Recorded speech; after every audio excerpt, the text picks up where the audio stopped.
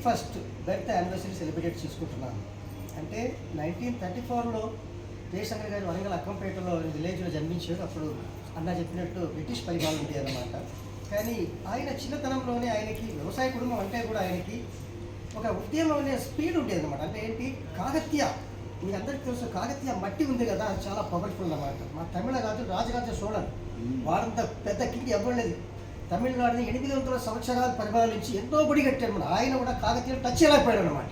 అంటే ఏంటి, నార్త్కు కాకతీయులకు భయపడిపోయిన రాలేదన్నమాట. అంటే ఏంటి, కాకతీయులకు బౌండరీ అన్నమాట. అంటే ఏంటి, కాకతీయ పుట్టిన గడ్డ మీద పట్టిన ప్రొఫెసర్ కొత్తపల్లి జయశంకర్ ఎలా ఉంటుందో చెప్పండి మీకు. అంటే ఆ టైంలో అణచివేతలు ఎక్కువ ఉంటాయి, నైజాం పరిపాలన, దాని మధ్యలో బ్రిటిష్ పరిపాలన. కానీ ఏంటి, మన బ్రిటిష్ ప్రభావం మనకు ఎక్కువ లేదు నైజాం పరిపాలనలో, కానీ నైజాం పరిపాలనలో మాత్రం ఎక్కువ ఉంది అనమాట. బ్రిటిష్ వాళ్ళు నైజాం సపరేట్ ఉన్నారు కాబట్టి ఈయన ఏదో చేసుకొని పోయేవాడు అనమాట. కానీ బ్రిటిష్ వాళ్ళ అక్షరం చాలా తక్కువ ఉన్నమాట. కానీ ఏంటి, ఈ నైజాం అనేది అన్న చెప్పినట్టు చాలా విశాలమైన దేశం అన్నమాట. అంటే ఏంటి, ఆంధ్ర, కర్ణాటక, మహారాష్ట్ర ఇలా కొన్ని బౌండరీస్ కట్టు మహారాష్ట్రలో చాలా చాలా దూరం వరకు ఉంటాయి అన్నమాట లిమిట్స్.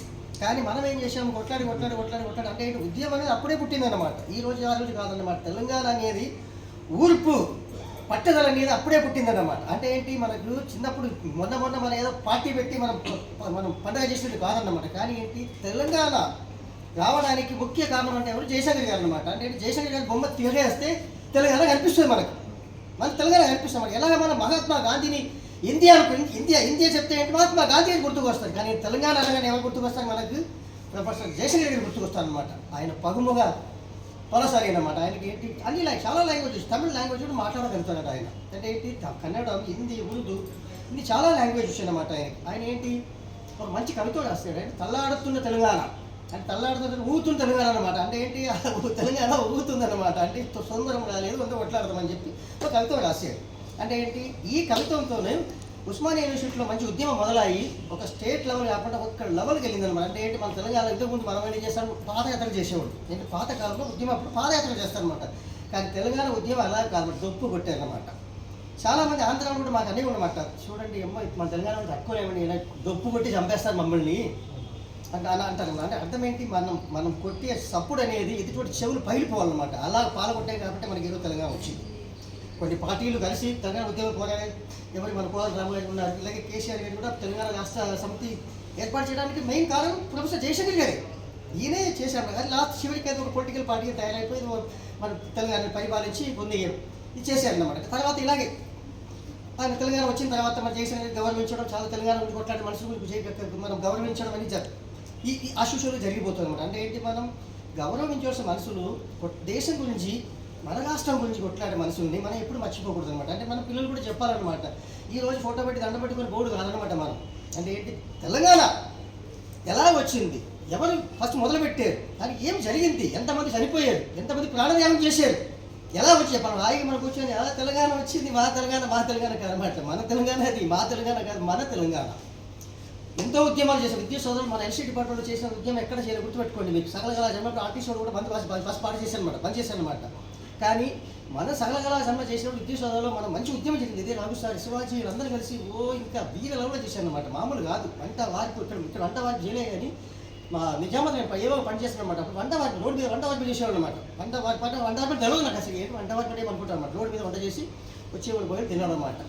ప్లస్ ఇలాగ ఈ ఉద్యమం అనేది మంచి స్పీడ్ వచ్చి అని అనుకున్నా. ఆయన కళలు ఏంటి అసలు నేను అలా ఇంత కష్టపడ్డాను కదా, నేను తెలంగాణ వచ్చేదాకా బతికుంటాను అనుకున్నాను. కానీ ఆ తెలంగాణ రావడం ముందే ఆయన చనిపోయాడు అనమాట. ఆయన దురదృష్టం. కానీ ఆయన చనిపోతే కూడా ఆయన ఆత్మ మనతోనే ఉంది.